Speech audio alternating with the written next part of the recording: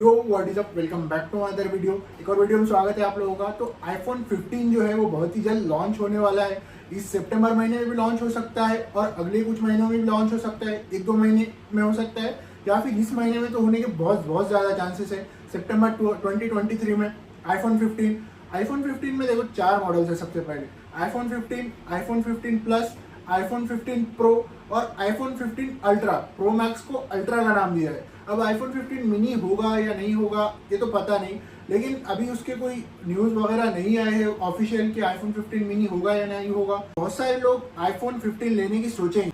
तो आपको क्या आईफोन 15 लेना चाहिए सच में? अगर आपका बजट भी है तब भी आपको लेना चाहिए, या आपका कम बजट है तो आपको कौन से फ़ोन की तरफ जाना चाहिए, ये सब हम देखते हैं। ठीक है, तो देखो सबसे पहले आईफोन 12 जो आया था, तो 12 और 13 में बहुत सारे डिफरेंसेस नहीं थे।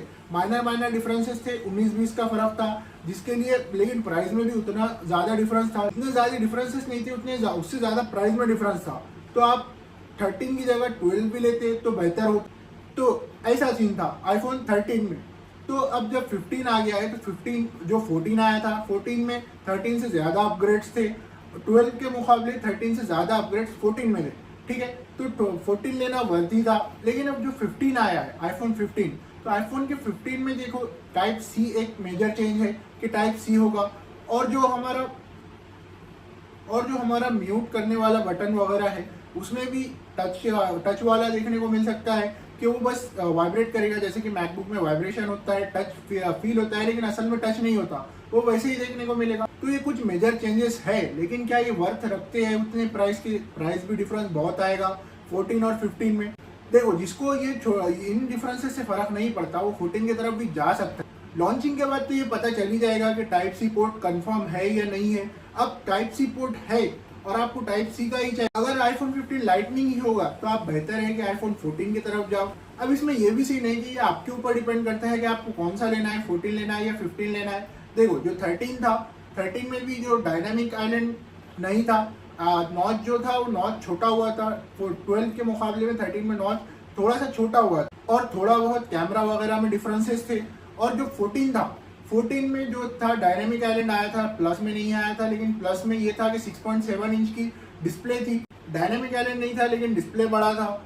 देखो बहुत सारे फोन्स में 14 के भी जो मॉडल्स है उसमें डायनामिक आइलैंड भी आया है, बड़े डिस्प्ले भी आया है, ये सब हुआ है, अपग्रेड हुआ है। तो आप 14 को भी कंसिडर कर सकते हो। लेकिन अगर आपको चाहिए टाइप सी पोर्ट ही चाहिए और जो भी 15 में फीचर दिए जा रहे हैं वही फीचर्स पे आपको स्टक रहना है, वही फीचर आपको चाहिए, तो आप जा सकते हो। लेकिन आपका बजट टाइट है और आपको एक आईफोन की नीड है तो आप 14 की तरफ भी जा सकते हो। और आज के दौर में भी आप 12, 13 भी कंसिडर कर सकते हो। ठीक है, देखो जो 10 और 11 था, अब 11 में पता नहीं क्या हो गया था, एलसीडी डिस्प्ले डाला गया था। हाँ, 11 में एलसीडी डिस्प्ले है, एलईडी डिस्प्ले नहीं है आईफोन 11 में, आईफोन एक्स में है। अब एक्स में पहली बार 60 FPS का फीचर आया था। तो ऐसे कुछ फीचर है जो आते हैं अपग्रेडेड मॉडल्स में। आईफोन एक्स के भी बस एक ही मॉडल में था वो। ठीक है, जो बाकी के मॉडल्स में नहीं था। फ्रंट कैमरे में 60 FPS से ले सकते थे हम, सेल्फी कैमरे से 60 FPS में वीडियो रिकॉर्ड होती थी। ठीक है, 12 और 13 में भी ऐसे ही अपग्रेड आया है कि 12 में बहुत सारी चीज़ें नहीं है, जैसे सिनेमैटिक मोड वगैरह लोअर मॉडल्स में नहीं है। सिर्फ 12 में सिनेमैटिक मोड नहीं है वीडियो रिकॉर्डिंग वगैरह में, 13 में है वो सब। ठीक है, ये सब डिफरेंसेस आए थे। अब आप इन सब डिफरेंसेस को कंसिडर करके 14 और 15 को कंपेयर करके ले सकते हो कि 14 में ये है, 15 में ये है। अब आपको दोनों में से बजट के हिसाब से और आपकी नीड के हिसाब से आप ले सकते हो। अगर आपका बजट ज़्यादा है, आपके पास पैसे है खर्च करने उतने, 15 चाहिए ही और शौक भी होता है, अगर आपको शौक भी है लेने का तो आप 15 ही कंसिडर कर सकते हो।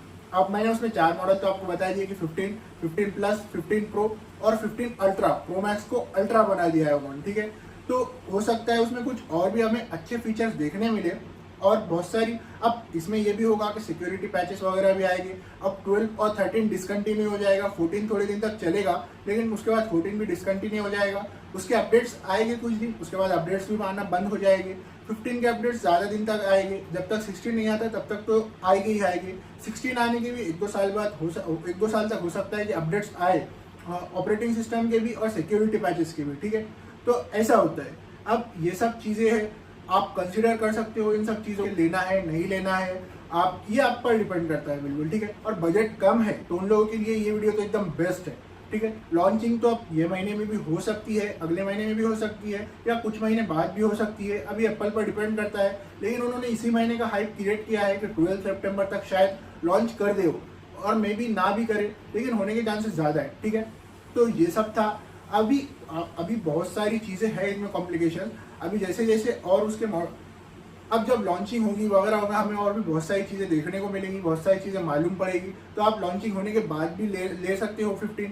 लॉन्चिंग होने से पहले प्री बुकिंग वगैरह करने से एतराज़ करिए अगर आपके पास टाइट बजट है तो, ठीक है। तो ये थी आज की कुछ बातें। मुझे लगा आप लोगों तक ये बातें जाना ज़रूरी है, आप लोगों को ये बातें मालूम होना ज़रूरी है, तो आप लोगों को ये बातें बता दी मैंने, ठीक है। अगर आपको कुछ भी डाउट होगा तो कमेंट कर देना। आज के लिए इतना काफ़ी है, मिलते हैं अगली वीडियो में, तब तक के लिए स्टे सेफ, ओके, बाय।